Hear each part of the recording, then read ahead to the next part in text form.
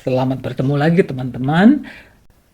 Dalam sesi ini kita akan membicarakan beberapa istilah mengenai elemen-elemen dalam suatu relasi yang jenisnya adalah relasi partial order. Ini adalah topik terakhir dari seri tentang relasi yang adalah bagian dari seri logika informatika. Jadi ada beberapa istilah yang akan kita perhatikan dalam sesi ini. Ini adalah sebuah diagram hasil dari suatu poset. Jadi ada 8 buah anggota dari suatu himpunan dan ada relasi partial order di antara mereka. Ini adalah diagram hasil, jadi sebenarnya ada loop pada setiap titik, dia bersifat refleksif dan ada transitivitas. Jadi sebenarnya asal ada jalan dari suatu titik ke titik lain, apakah itu 1 tingkat, apakah 2 tingkat, apakah 3 tingkat, maka harusnya ada jalan dari titik tersebut yang langsung ke titik berikutnya, demikian juga demikian. Dan terakhir dia bersifat antisimetris, karena itu kita tahu bahwa panahnya satu arah dimulai dari sini. Jadi kita memperhatikan relasi antara 2 buah titik di dalam suatu poset. 2 elemen dikatakan berelasi jika ada jalan satu arah dari satu titik ke titik lainnya. Oke. Nah, kalau ada jalan dari satu titik ke titik lainnya yang satu arah tentu saja, karena ini sifatnya antisimetris, maka elemen tersebut dikatakan comparable atau dapat dibandingkan. Dapat dibandingkan apa? Dapat dibandingkan mana yang lebih rendah tingkatnya, mana yang lebih tinggi tingkatnya. Sedangkan kalau mereka tidak berelasi, maka mereka dikatakan non-comparable. Dalam contoh ini, titik ini dan titik ini tidak memiliki relasi, karena itu mereka disebut non-comparable. Tidak ada jalan satu arah, karena ini dari sini sampai di sini kita tidak bisa balik ya. Demikian juga kita tidak bisa balik, karena sebenarnya ada tanda panah. Sedangkan titik yang melambangkan subset dengan isi satu elemennya yaitu A, dengan isi ABC itu memiliki relasi. Jadi mereka dikatakan comparable. Ada jalan satu arah, mereka comparable, ketahuan mana yang tingkatnya lebih tinggi, mana yang tingkatnya lebih rendah. Jadi itu adalah istilah comparable dan non-comparable. Nah, ada satu jenis relasi partial order yang lebih khusus lagi, dia dikatakan total order. Jadi kalau ini adalah sebuah poset, dan semua elemen dalam A bisa saling dibandingkan. Tidak ada elemen yang tidak bisa dibandingkan satu sama lain. Maka relasi tersebut dikatakan relasi total order. Ini sebuah contoh saja. Kalau kita memiliki sebuah himpunan dengan 4 anggota, dan ada relasi lebih kecil atau sama dengan, maka ini adalah directed graph. 1 bisa dibandingkan dengan semua, 2 juga bisa dibandingkan dengan semua, dengan 3 dan 4 dia berada di bawah, dengan 1 dia berada di atas, 3 juga demikian, 4 juga demikian. Semua elemen dalam A bisa dibandingkan dengan elemen apapun itu. Nah, kalau kita buat diagram hasilnya, maka kita lihat bahwa sebenarnya dia adalah sebuah garis lurus. Oke, coba kita lihat beberapa definisi lain. Apa yang disebut elemen maksimal? Elemen maksimal adalah suatu elemen yang berada di atas semua elemen lainnya, atau kalaupun ada yang tidak berada di atas, dia tidak bisa dibandingkan. Dalam diagram hasil, dia berada pada tingkat teratas. Sedangkan jika ada satu elemen maksimal, maka dia juga adalah elemen terbesar. Sedangkan elemen minimal adalah suatu elemen yang berada di paling bawah dalam diagram hasilnya.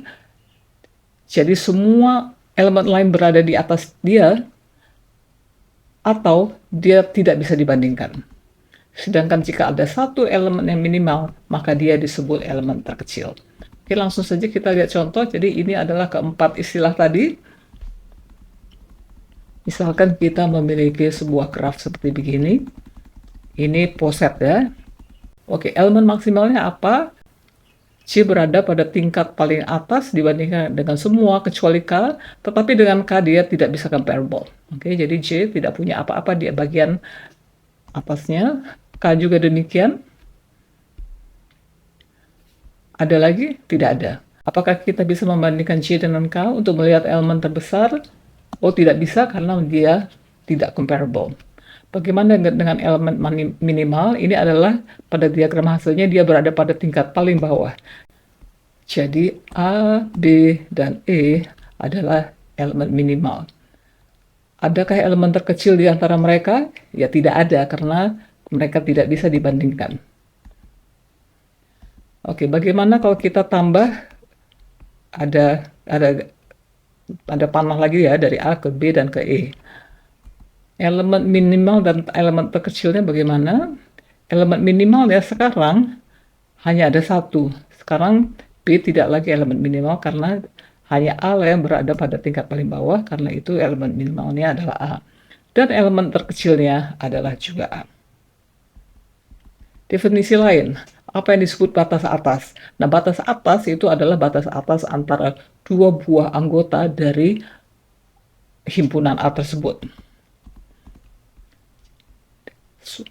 Suatu elemen adalah batas atas dari A dan B jika dia berada di atas A dan juga berada di atas B. Dengan kata lain, saya harus comparable dengan A dan juga dengan B dan dia berada di atas keduanya.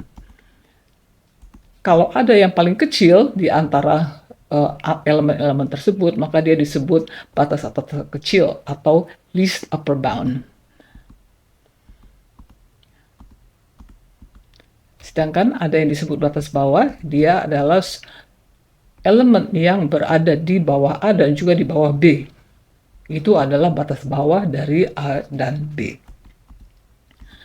Kalau ada batas bawah yang terbesar, dia disebut greatest lower bound. Oke, kita langsung lihat contoh saja. Yang tadi kita langsung lihat istilah-istilah yang barusan kita sebut tadi.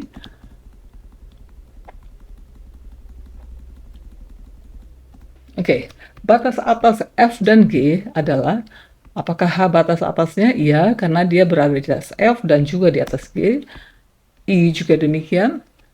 J juga demikian, ada jalan dari J ke F dan ke G. Dan K juga demikian. Apakah ada least upper bound di antara mereka ini? Oh tidak, karena apa? Yang kandidatnya tentu saja adalah H dan I ya, yang paling kecil, tapi mereka ternyata tidak comparable. Karena itu tidak ada least upper bound. Bagaimana batas bawah antara F dan G? Cuma A. C adalah di bawah F, tetapi dia tidak di bawah G, karena itu dia bukan batas bawah antara F dan G. Satu-satunya elemen yang berada di bawah F dan juga di bawah G adalah A. Dan greatest lower bound-nya adalah A. Ini seperti anak tunggal ya. Anak tunggal adalah juga anak sulung dan juga anak bungsu. Oke, bagaimana kalau kita menambahkan relasi baru di sini? Batas bawahnya bagaimana? Batas bawah dari F dan G, A adalah batas bawah F dan G, tetapi X juga karena dia bisa comparable dengan F dan G dan berada di bawah mereka, demikian juga Y. Greatest lower bound-nya bagaimana? Di antara mereka adakah yang terbesar? Oh iya, juga A. Oke, jadi kita melihat beberapa contoh ini. Keempat ini adalah dari keseluruhan graf, sedangkan ada lagi batas atas dan yang terkecil itu adalah antara dua buah titik di dalam graf. Demikian juga batas bawah. Oke, sekian dan jangan pernah berhenti belajar.